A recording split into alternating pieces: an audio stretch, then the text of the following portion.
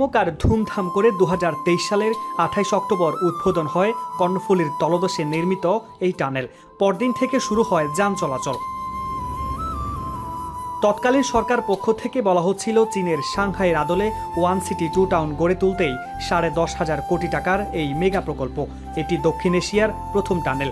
তবে সম্ভাব্যতা যাচাইয়ের সময় যে পরিমাণ গাড়ি চলাচলের কথা বলা হয়েছিল তার অর্ধেকও চলছে না। তৎকালীন সরকারের সময় কেউ মুখ না খুললেও গত 5 আগস্ট পট পরিবর্তনের পর বেরিয়ে আসছে অসঙ্গতি।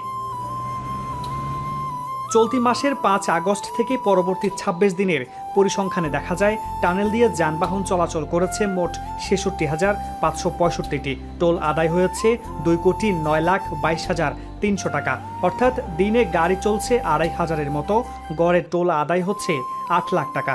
অথচ টানেল রক্ষণাবেক্ষণে দৈনিক ব্যয় 37 লাখ টাকা।